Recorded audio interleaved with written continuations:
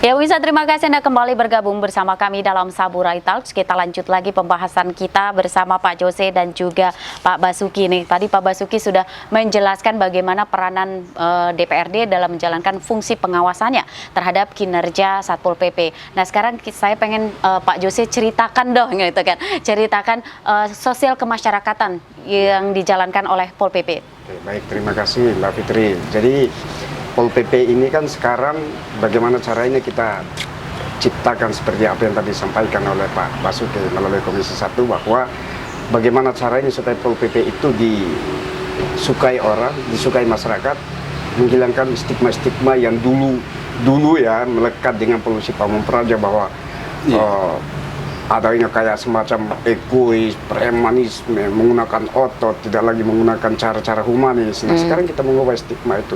Justru sekarang ini kami malah udah nggak ada waktu lagi untuk melayani masyarakat. Nggak ada waktu untuk melayani masyarakat.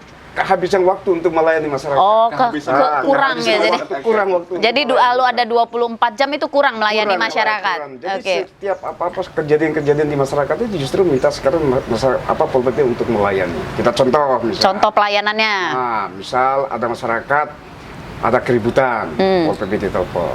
Ada terkait dengan keributan di kos-kosan, mungkin ada yang pacaran, tidak ada identitas yang jelas, Pol PP dihubungi. Jadi urusan cinta pun Pol PP. Cinta pun Pol PP urusin. Yang cuma Pol PP yang nggak bisa itu mengawinkan saja. Oh, sampah sembarangan. Itu. Jadi dari sampah sembarangan juga itu Pol PP urusin. Itu kan namanya sampah itu kan sudah diatur juga ada retribusinya. Jadi kalau misalnya mereka buang tidak pada tempatnya, kami amankan, kemudian dikenain denda. Kan tadi makanya salah satu untuk meningkatkan PHD itu salah satunya retribusi melalui sampah. Kemudian juga terkait dengan orang sampai hajatan saja pun minta Pol PP untuk melakukan pengamanan. Hajatan. Kemudian untuk pengawalan.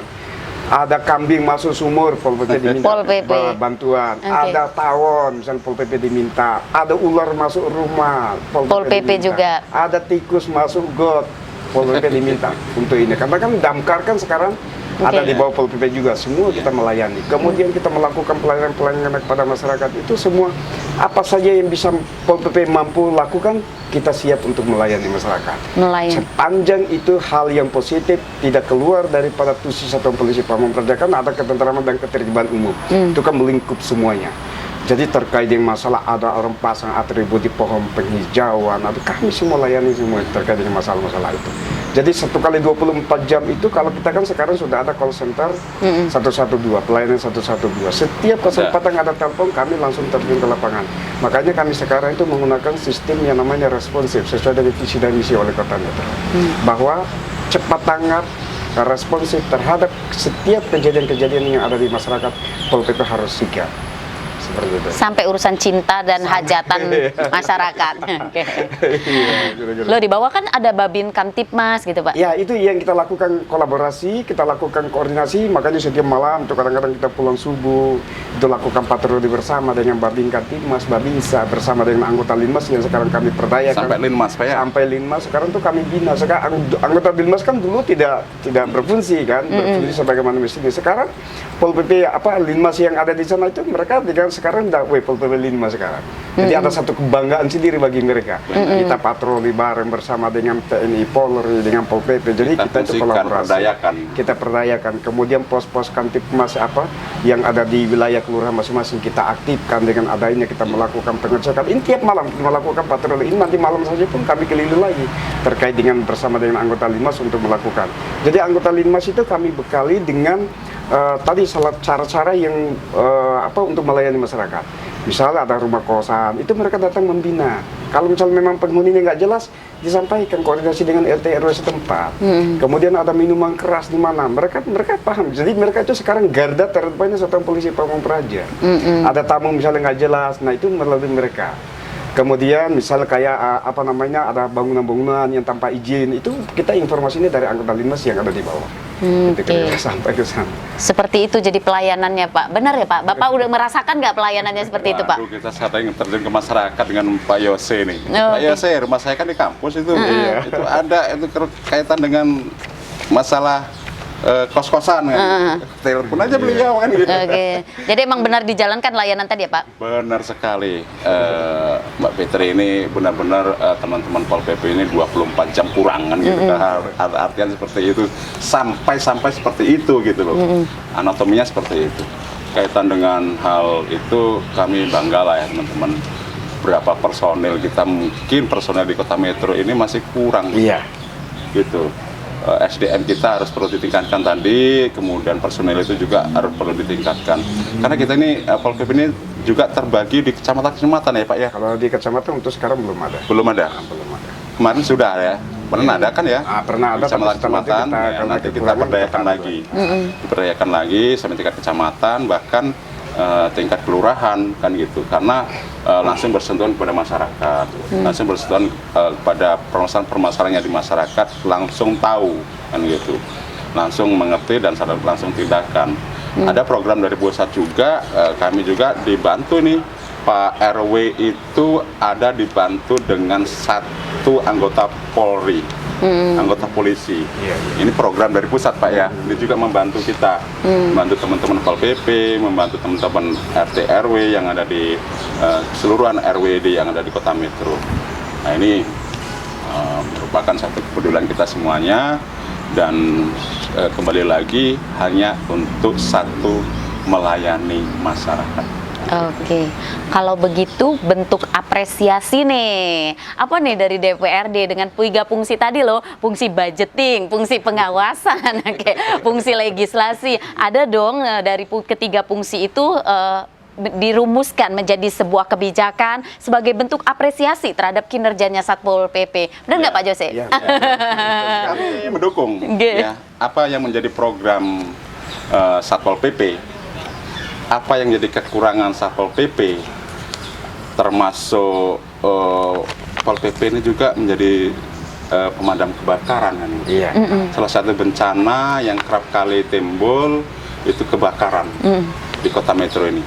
Kalau banjir enggak lah ya, kalau tanah longsor enggak lah ya. Apalagi tsunami jauh kita di pantai kan gitu, nggak ada gunung, nggak ada pantai. Itu artinya juga kita memfasilitasi, mendorong teman-teman Pol PP usulan-usulan untuk berkaitan dengan kebutuhan-kebutuhan mereka, sarana dan prasarana. Dan perlu support juga, yang piket ini perlu dipikirkan gizinya kan gitu. Jangan sampai kurang gizi ya Pak. Iya, lembur-lembur ini harus kita pikirkan Kesejahteraannya ya Pak. Ya nggak Pak Yose? Iya betul. Kami sangat support sekali. Nah, itulah bentuk kepedulian kami di DPRD dalam hal penganggaran, dalam hal pengawasan itu. Ini apa sih yang kurang? Teman-teman Pol PP, seragamnya masih kurang enggak kan gitu. Kemudian kaitan dengan lauk pauk teman-teman, bagaimana itu yang sudah diberikan belum haknya, yang artinya piket kan gitu ya, malam kan gitu. Ini lembur gitu. Kita hitung lembur gitu lah. Hal yang demikian itulah yang harus perlu kita support, kita bantu teman-teman Pol PP, apresiasi sangat lah kan gitu loh. Nah itulah bentuk apresiasi kita kepada teman-teman Pol PP, ini kerjanya berat. Serabutan tadi itu, nggak kenal waktu kan gitu. 24 jam kurang ya. Makanya oleh sebab itu teman-teman Dewan itu ya sepakat sangat support untuk hal untuk pemberdayaan dan memfungsikan Pol PP ini, sekaligus juga mensupport untuk hal kekurangan untuk biaya-biaya dan sebagainya, kemudian yang mendukung kinerja, misalkan mobil patroli, ayo silahkan teman-teman kan gitu. Untuk hal teman-teman dalam hal lembur dan sebagainya disiapkan kan gitu, kita budgetkan di situ. Oke, nih Pak Jose kurang apa? Nanti dibahas di Banang. Mumpung ada Pak Wakil, silakan Pak Jose. Apa nih sarana dan prasarana pendukung yang lagi dibutuhkan? Jadi tadi apa yang tadi seperti yang kita bicarakan tadi, kalau terkait dengan tugas pokok Pol PP yang begitu sangat besar, dan kemudian harapan masyarakat yang begitu besar kepada Pol PP, tanpa didukung dengan anggaran, tanpa didukung dengan sarana dan prasarana, itu juga nonsen akan berjalan dengan baik dan maksimal. Walaupun manusianya tampil dengan gagah, tapi tidak diimbangi dengan kebutuhan-kebutuhan seperti yang tadi, saya rasa juga mungkin tidak maksimal juga. Tapi walaupun istilahnya di metro ini kan kita kota kecil ya, kota kecil. Artinya apa yang sekarang ini kami gunakan semaksimal mungkin dalam hal ini untuk pelayanan kepada masyarakat. Mudah Jadi, terjangkau. sudah terjangkau. Artinya mungkin ke depan, nah inilah yang kami butuhkan kepada melalui DPRD Komisi 1. Jadi kami tadi apa-apa yang tadi sudah disampaikan oleh Pak Basuki memang benar sekali terkait dengan kendaraan patroli itu kan untuk mobilisasi anggota dari satu sudut ke sudut yang lain, dari kota, dari kelurahan satu ke kelurahan yang lain kan kita memang membutuhkan mobilisasi anggota untuk melaksanakan patroli, kegiatan-kegiatan penertiban dan juga terkait dengan penegakan perda tadi itu memang kita membutuhkan fasilitas sarana yaitu salah satunya kendaraan patroli. Kami di sini baru kendaraan patroli baru ada 1 buah. Itu Baru saja pun, satu. baru satu itu saja pun semetro kami melayani, apalagi kalau terpenuhi semua. Sudah tahun berapa itu Pak? Itu tahun 2000. Pak. Tahun 2000. Jadi Cuman itu, satu ya. tahun 2000 lagi, aduh. Dibuatkan proposal. Direkam loh ini Pak. Berarti Blackberry diperjuangkan itu, nih. Blackberry itu. Kalau Blackberry kan, kebakaran itu. kalau mobil pemadam kebakaran kita ada sudah tidak ada 3 unit, cuman itu juga ya mobil sudah agak lama juga, jadi ke depan kita akan perjuangkan kembali. Tapi terkait dengan yang tadi, karena memang anggota Linmas ini juga kan sudah aktif juga di kelurahan, jadi kita membutuhkan fasilitas-fasilitas untuk, terutama dalam hal ini kendaraan patroli. Juga mungkin ada sekarang, apalagi sekarang metro ini sudah terkenal dengan ada kumpulan-kumpulan anak-anak muda, gangster lah apa istilah bahasa. Komunitas, klub gitu-gitu. Ya kan? Itu tuh sudah sekarang semua hampir di semua daerah kan ada ya di mana. Ada komunitasnya ya Pak. Sampai ada yang sampai apa bacok-bacokan tawuran di mana-mana. Oke. Nah ini Pol PP juga punya peranan penting juga di sini untuk mengamankan aset daerah. Oke. Nah salah satunya kalau misalnya kami tidak punya sarana prasarana, ya itu juga nonsen juga. Gitu, kira-kira. Oke. Jadi adalah salah satu mungkin melalui kendaraan patroli, mobil patrolinya, motor patrolinya, itu juga yang kami sangat butuhkan. Apalagi metro ini adalah berada di posisi yang sangat strategis sekali. Jadi orang datang nyamannya di metro. Saya contohkan begini misalnya kayak ODGJ ya, ODGJ itu metro ini salah satu puncaknya orang datang ke sini. Kenapa kok bisa nyaman? Karena metro sampai Pol PP sampai melayani sana. Jadi ODGJ kan kadang-kadang orang dioper. Kalau di kami tidak, kami bawa, amankan dulu di Pol PP, dibersihkan, dimandiin dulu, baru setelah itu kami serahkan ke dinas sosial. Sampai segitu kami layani masyarakat. Saya sendiri yang melakukan itu. Itu bisa sampai. Jadi bukan dioper ya Pak? Jadi bukan hanya dioper-oper gitu, tapi kami lakukan itu setelah itu baru kami serahkan kepada dinas sosial, kemudian kami bawalah ke panti seperti itu. Oke. Jadi ODGJ aja nyaman di sini ya Pak? Nah, nyoknya itu terlayaninya, sampingnya terlayaninya. ODGJ aja nyaman. ODGJ ada nyaman di metro, Oke. itu kira-kira. Jadi gitu Pak Basuki. Ya, satu lagi. Metro ini kota. Kota. Kota itu penuh dengan dilema dan Iya. permasalahan sosial. Kita harus siap menghadapi itu. Karena kenapa? OJGD, Iya. anak pang, Iya. itu merupakan satu apa ya, ciri-ciri kota kan gitu. Gangster. Gangster kan gitu. Kemarin terjadi apa, bawa pedang dan sebagainya. Nanti orang yang duduk-duduk di depan kan gitu. Ini sudah terjadi di metro kan gitu. Tawuran. Seperti ada yang ada di Jakarta, di Jawa seperti itu. Kita harus siap menghadapi itu. Jadi teman-teman Pol PP bersama TNI Polri, bersama Linmas dalam hal pengawasan lingkungan masing-masing itu sangat perlu. Kemudian berkaitan dengan kota metro ini kota kecil. Kota yang memang kita harus buat nyaman, memang kita buat orang yang singgah di kota metro ini nyaman, aman, ya kan gitu. Karena kita terkenal jangan sampai tersisihkan bahwa masyarakat kultur masyarakat kota metro ini apa ya, humanis lah kan gitu. Artinya bersahabat, bersahaja kan gitu. Menerima dari segala semua teman-teman kita yang dari luar daerah.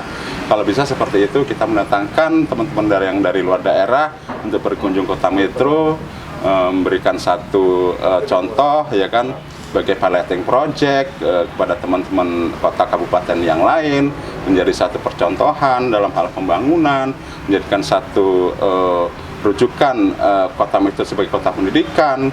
Berpendidikanlah, bersekolahlah di metro.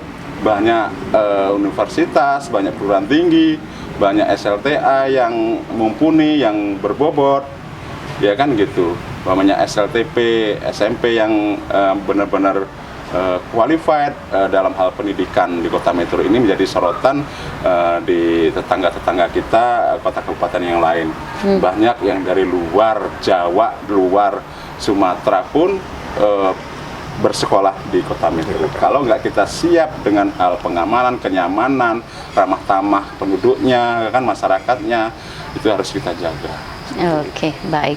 Jadi balik lagi ke sarana dan prasarana yang menunjang untuk kerja-kerjanya Pol PP. Tahun depan dipastikan tambah ya Pak, unit operasionalnya. Silakan, akan kita bahas dan kita akan support benar bahwa kami di lapangan sangat-sangat melihat dan merasakan sekali kerja-kerja teman-teman dari Pol PP. Mobil berapa unit tambah Pak tahun depan? 2. Oh, motor berapa unit? 10 bisa. Motor bisa. Wah, direkam loh Pak ini. Berarti tinggal dibahas ini di Bandangnya besok. Ini perlu sekali. Ini Kota Metro loh, kota loh kan. Kota gitu loh, gitu kan. Jangan sampai kita kalah dengan yang belum kota kan gitu. Seperti itu harus kita ke depan berpikirnya begitu.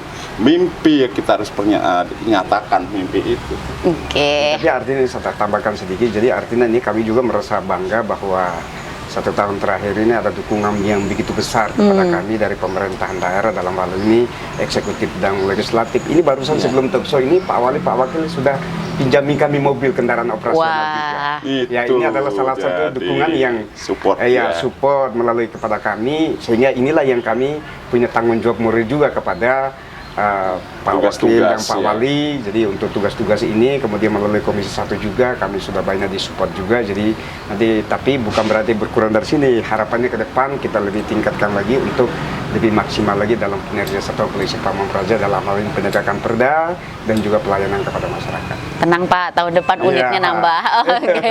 Kita lanjut lagi nanti ya Pak. Dijamin tuh Pak. Oke. Kita lanjut lagi sesaat lagi pemirsa, tetaplah bersama kami. Saburai Talks akan kembali usai jeda pariwara berikut ini.